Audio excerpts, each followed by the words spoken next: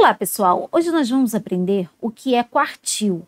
Ou melhor, nós vamos aprender o que é o primeiro quartil, o segundo quartil e o terceiro quartil. E também vamos ver passo a passo como calculá-los. Bora começar?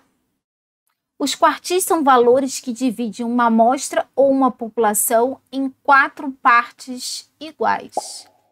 Então, eu tenho aqui, ó, o meu valor mínimo, o meu valor máximo, e aqui o primeiro quartil, o segundo quartil e aqui o terceiro quartil. Então, como a gente pode ver aqui, esses 3 quartis, eles vão dividir a minha amostra em 4 partes iguais. Então, eu vou ter aqui na primeira parte 25% das minhas observações, na segunda parte 25% das minhas observações, depois mais 25% e, por último, mais 25%, totalizando 100%. Agora, vamos olhar aqui para o primeiro quartil. O que significa esse primeiro quartil? Significa que 25% dos dados tem valor menor do que o meu Q1, que é o meu primeiro quartil. E 75% dos meus dados da amostra ou população tem valores maiores do que esse primeiro quartil. Agora, o segundo quartil, a gente vai ter o quê? 50% dos dados com valores menores do que o segundo quartil e 50% dos dados com valores maiores do que o segundo quartil. Espera aí, o segundo quartil parece com alguma outra medida que já conhecemos? Sim. O segundo quartil é a mesma coisa que a mediana. A mediana é o quê? É o valor que divide a minha população ou a amostra ao meio, ou seja, eu tenho 50% dos dados para um lado, 50% dos dados para o outro lado. Então, segundo quartil e mediana, exatamente a mesma coisa. E por último, a gente vai ter o terceiro quartil. Eu vou ter o quê? 75% dos dados das minhas observações tem valor menor do que o terceiro quartil e 25% dos dados tem valor maior do que o terceiro quartil. Agora, como será que a gente calcula esse primeiro, o segundo e o terceiro quartil? Assim como a gente viu lá na mediana, existem alguns passos e regrinhas que nos ajudam a calcular os quartis para qualquer conjunto de dados. Então, para começar passo a passo o cálculo do primeiro, segundo e terceiro quartil, vamos colocar aqui como exemplo um conjunto de dados com 48 notas de alunos de uma turma de microeconomia. Assim como na mediana, o primeiro passo aqui é colocar os dados em ordem crescente. Então, colocamos aqui os dados em ordem crescente. E agora, o que a gente vai ter que fazer? A gente vai aprender a primeira regrinha para calcular o primeiro quartil, que vai ser uma regra para a gente determinar a posição do quartil. Então, para determinar a posição do primeiro quartil, eu vou utilizar essa fórmula. N mais 1 sobre 4. Aqui, como a gente está com 48 dados de notas de uma turma de microeconomia, o meu N é igual a 48. Então, isso aqui vai ficar 48 mais 1 sobre 4. E vai ficar 12, que é igual a 49 sobre 4, que é igual a 12,25. Então, para determinar a posição exata do quartil, eu vou ter que analisar 3 regrinhas. Vamos lá. A primeira regra é, eu vou verificar o resultado é um número inteiro? Se o resultado dessa conta for um número inteiro, o quartil será o valor correspondente àquela posição, mas não é o caso. Aqui, o meu resultado deu 12,25, ou seja, não é um número inteiro. A segunda coisa que eu vou olhar, o resultado deu um valor fracionado pela metade. O que eu quero dizer por valor fracionado pela metade? 2,5, 5,5, 7,5, aqui no caso 12,5. Se eu tiver o resultado como um valor fracionado pela metade, o quartil vai ser a média entre os valores das posições envolvidas. Vamos supor, se eu estiver falando que o resultado foi 2,5, eu vou pegar o valor que está na segunda posição e o valor que está na terceira posição e vou tirar a média desses dois valores. Mas pode ficar calmo que a gente vai fazer um dos exemplos que vai cair nesse caso para vocês entenderem melhor. Então, vamos continuar aqui. Agora, se não for um número inteiro e nem um número fracionado pela metade, a posição a ser analisada é o inteiro mais próximo. Então, vamos voltar aqui para o meu resultado. O meu resultado deu 12,25. Qual é o inteiro mais próximo?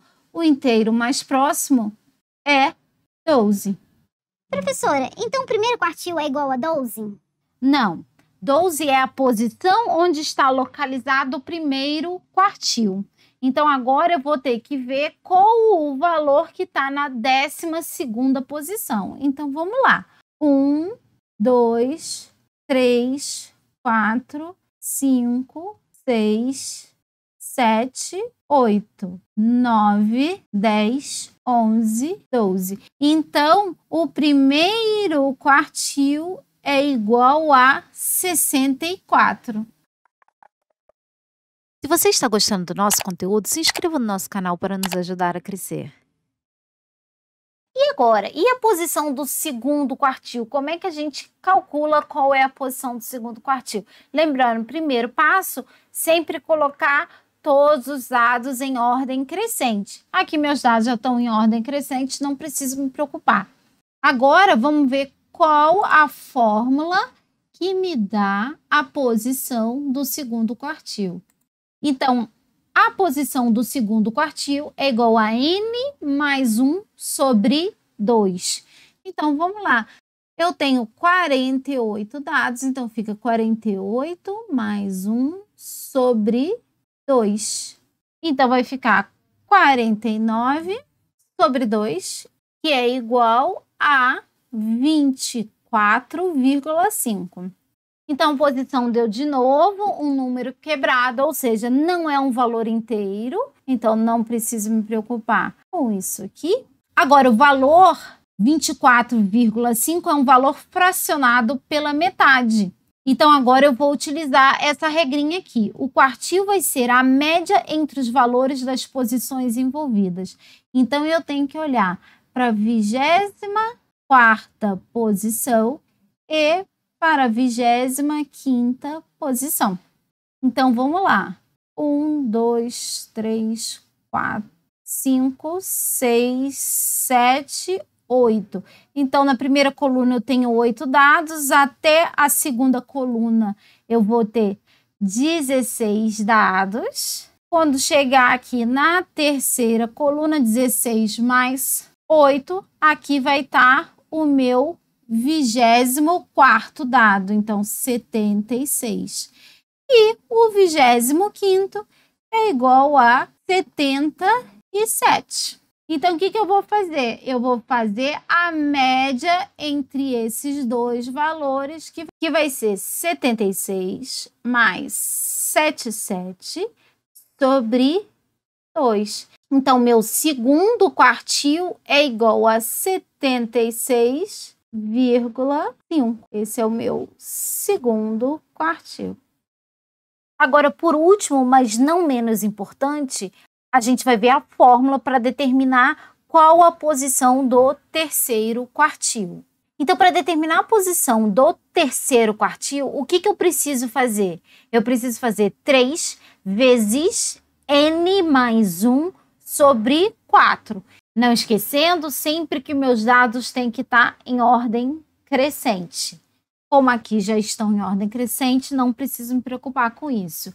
Eu tenho 48 dados, então vai ficar 3 vezes 48 mais 1 sobre 4, que é igual a 147 sobre 4, que é igual a 36,75.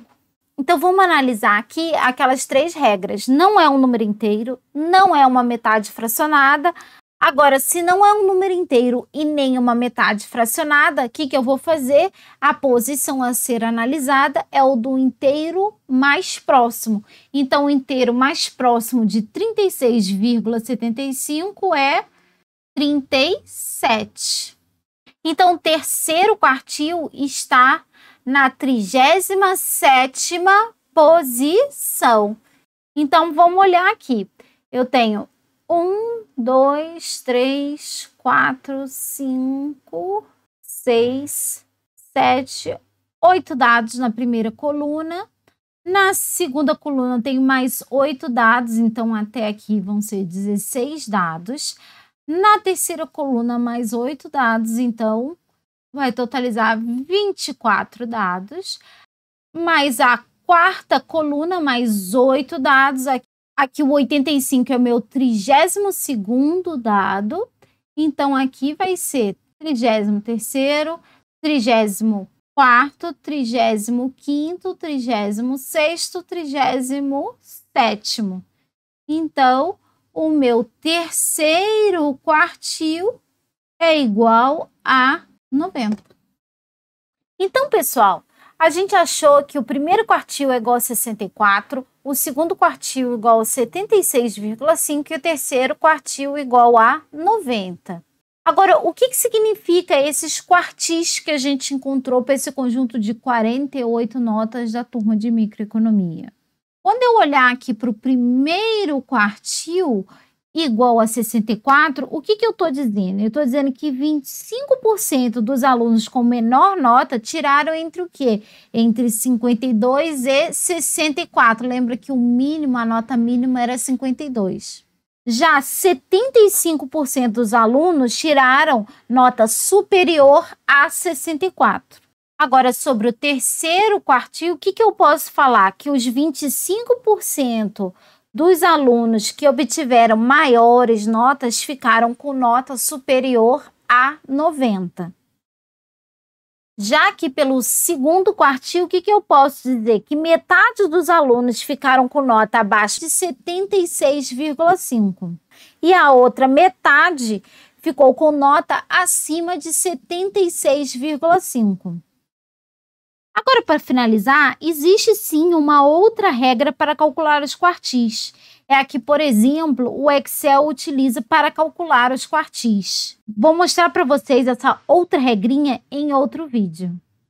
Por hoje é só, pessoal. Se vocês gostaram do vídeo, não esqueçam de deixar aquele joinha e de se inscrever no canal. Não esqueçam de ativar o sininho para serem avisados quando novos vídeos forem postados.